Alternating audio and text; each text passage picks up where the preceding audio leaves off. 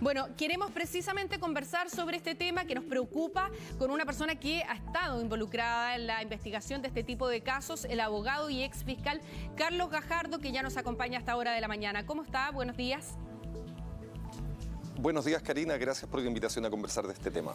Abogado, lo primero es que usted, hay que mencionarlo, investigó el financiamiento irregular de campañas ya hace algunos años y sabemos de sobra que se llegó a salidas alternativas y que tampoco usted llegó al final de la causa, sino que fue marginado en ese entonces, ¿no es cierto? Y por lo tanto continuó a cargo de otro fiscal que fue el que llegó a este tipo de acuerdos que permitieron salidas alternativas, que fue el final que tuvo esa investigación, ¿no es cierto? ¿Qué tan similar es lo que aparece descrito en el reportaje elaborado por Daniel Matamala a lo que usted investigó respecto del financiamiento irregular de campañas? Me parece que es exactamente lo mismo, Karina. Efectivamente, a partir del año 2014 y producto de otra investigación que apuntaba más bien a delitos de corrupción en el Servicio de Impuestos Internos, pudimos comenzar a conocer diversos hechos que daban cuenta del financiamiento ilegal, delictual, de la política de diversas campañas con el mecanismo de las boletas y facturas ideológicamente falsas. Esto primero se concentró en empresas Penta, luego en la empresa SQM y también en la empresa Corpesca.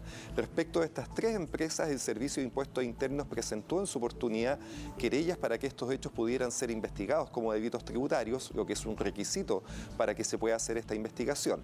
Sin embargo, aparecieron otra serie de boletas vinculadas transversalmente a la clase política desde la derecha hasta la centroizquierda y a otras empresas donde finalmente el Servicio de Impuestos Internos nunca presentó querellas. Recordemos que en el medio de esta investigación el Servicio de Impuestos Internos fue descabezado y salieron las personas que habían presentado estas querellas. Una de esas empresas efectivamente tienen que ver con las pesqueras, ¿no? Con un grupo importante de pesqueras que estaban juntas en ACIPES, en FIPES o que individualmente también habían sido investigadas. Respecto a esa investigación que inició el fiscal Emiliano Arias, hay que darle los créditos a él por haber efectuado ese inicio de investigación, no pudo seguir adelante, entre otras cosas porque la propia Fiscalía luego cambió al fiscal que estaba llevando adelante la investigación y también porque el Servicio de Impuestos Internos, a pesar de los graves antecedentes que se conocieron, nunca presentó denuncia o querella por esos hechos. Algo que también ocurrió en su caso, que tampoco pudo seguir adelante con la investigación que estaba realizando abogado. Ahora, el mecanismo utilizado que daba en evidencia también en el reportaje, ¿es el mismo mecanismo que usted pudo observar? Y por otra parte también la pregunta es doble. ¿Qué tan nocivo puede ser la utilización de estos aportes de empresas? ¿Qué terminan pidiendo las empresas después? ¿Se pudo acreditar hasta el momento donde usted realizó la investigación qué es lo que piden a cambio? Porque podría haber gente que no vea ningún problema en que haya empresas que financien campañas, ¿no es cierto? Pero en su investigación quedaba en evidencia que se pedía algo a cambio. Dos cosas. Lo primero, efectivamente, este es el mismo mecanismo que se descubrió transversalmente. Es decir, hay que recordar, Karina, que había un sistema legal en que las empresas podían aportar, un muy mal sistema que se conocía como el sistema de los aportes reservados. Es decir, las empresas legalmente, sin incurrir en ningún delito, podían aportarle a los candidatos con la gran desventaja que esos aportes eran ciegos para la ciudadanía. El candidato se enteraba de la empresa, quedaban de alguna manera conectados, pero la ciudadanía no sabía quién había hecho esos aportes, por eso se les denominaba aportes reservados. Pero este aporte, al parecer, terminaba siendo insuficiente para la necesidad de gastos que tenían las campañas, entonces se inventó este segundo sistema, ya ilegal, al margen de la ley, en que se simulan prestar servicios a una determinada empresa, por ejemplo, abogados que simulan prestar asesorías jurídicas que nunca se prestan, u otro tipo de servicios, y ese dinero, en vez de ir a la persona que prestaba falsamente este servicio y esta boleta, iba a financiar la campaña. Ese era el mecanismo. El perjuicio de esto, Karina, es evidente. Hay un perjuicio económico, claro, porque hay una evasión de impuestos. Las empresas con este sistema incorporaban estas boletas y facturas en su contabilidad y rebajaban impuestos. más o menos en un 35%, ¿no? Y por lo tanto, de cada 10 millones que se aportaban a una campaña, finalmente 3,5 millones lo aportaba el propio Estado mediante esta defraudación tributaria. Pero lo más grave es que es evidente que esto generaba un vínculo, una connivencia indebida entre política y negocios que hacía entonces que, por cierto, los aportantes pudieran tener un acceso mucho más rápido a los parlamentarios o incluso en su caso a los presidentes de la República que fueran elegidos. No hay desayuno gratis, se acostumbra a decir, ¿no es cierto? Y en diversas investigaciones esto pudo ser acreditado en un estándar más alto que el simple financiamiento y entramos entonces a hablar de delitos de corrupción.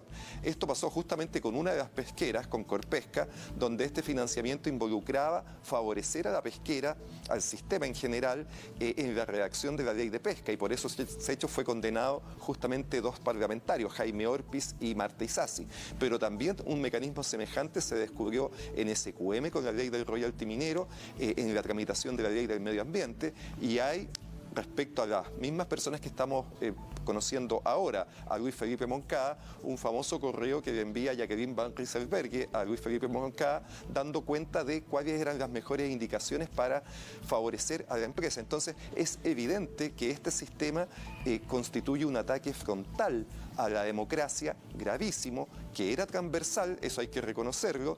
El candidato Sichel en ese momento era parte de la democracia cristiana, era financiado como un candidato de la democracia cristiana. Hoy día, claro, está representando a la UDI y Renovación Nacional, pero en ese momento era de la democracia cristiana, lo que pone de manifiesto este acuerdo transversal que había.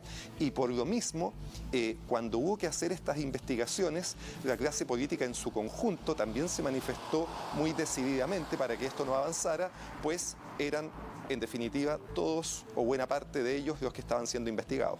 Ahora, ¿cómo se entiende que aparezcan figuras, precisamente le iba a preguntar lo que usted mencionó, aparezcan figuras como Luis Felipe Moncada como intermediario, que son las mismas figuras que aparecieron en otras investigaciones de financiamiento irregular de campañas, pero en otros sectores políticos? ¿Cómo se explica que se van repitiendo las mismas figuras que aparecen como intermediarios en esto? Bueno, porque aquí no hay una adherencia, diría yo, política al candidato, ¿no? Sino que se financia transversalmente y por eso ponía el ejemplo de que están estos correos con Jacqueline Van Rieselberghe, mientras que aparece este financiamiento también en su momento al candidato Sebastián Iglesias, pero a muchos otros, ¿no? Insisto que esto fue muy transversal, porque no es que hubiera un compromiso ideológico de la empresa con una determinada postura política, sino que más bien lo que les interesaba era tener de alguna manera amancebada a la clase política. Eso es lo que se busca cuando una empresa decide ilegalmente, además, financiar una determinada campaña. Y este fenómeno, Karina, no es solo exclusivo de Chile, es un problema mundial. En el mundo hemos visto casos muy semejantes a los que conocimos en Chile. Para hablar de América Latina, el caso Odebrecht, que de una manera muy semejante hizo que se financiaran campañas en toda América Latina por una empresa constructora que luego se adjudicaba, gracias a esos contactos, licitaciones para construir diversos edificios en todo el continente, ¿no? Este es un problema muy grave que tiene la democracia, que desgraciadamente en su momento esa gravedad no fue aquilatada por el actual fiscal nacional Jorge Abbott para haber entendido que esto debió haber sido perseguido con mucha firmeza por el grave daño que le provoca finalmente a la democracia. Piense usted que un hecho que estamos conociendo hoy día, de hace más de 10 años, el grave efecto que provoca en una candidatura política, porque por cierto, la ciudadanía en general no tolera este tipo de acciones. Pues bien, esto que lo venimos a conocer de años después es también consecuencia de no haber investigado profundamente esto en su momento. Se repite lo que pasó también en el caso Dominga. La Fiscalía y el Servicio de Impuestos Internos en estos temas está muy al debe y son grandes responsables de que 10 años después todavía estemos sintiendo los efectos de esta forma de corromper la democracia y del hecho de no haber investigado profundamente estas acciones. Que fue lo mismo que usted denunció en el momento que lo marginaron del Ministerio Público. Ahora, abogado, en base a su experiencia, no puedo dejar de preguntarle, Sebastián Sichel ha emitido un comunicado en el que dice no haber tenido conocimiento de la forma en que se financió su campaña. Dijo que esto había estado a cargo de la Democracia Cristiana en el año 2009. ¿Puede, de acuerdo a su experiencia, un candidato no enterarse y no tener absolutamente nada de conocimiento respecto de cómo se financió su campaña? La experiencia demuestra que no, Karina. Efectivamente, el financiamiento de una campaña, una de las cosas fundamentales que todo candidato tiene que estar en conocimiento, pues es la manera principal en que la campaña toma impulso y sigue adelante. En este caso, además, hay un dato fundamental para corroborar ese hecho, ¿no?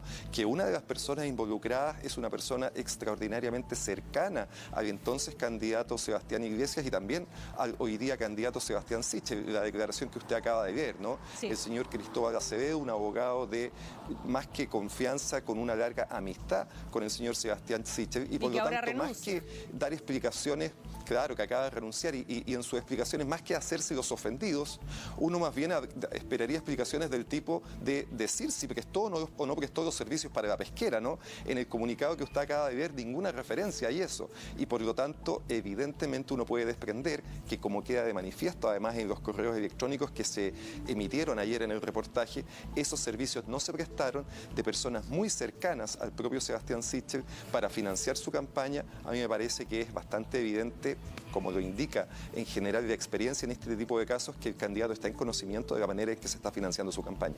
Abogado Carlos Gajardo, ex fiscal también, le queremos agradecer por haber estado con nosotros esta mañana comentando un tema que va a seguir teniendo repercusiones sin duda durante esta jornada. Que tenga un buen miércoles.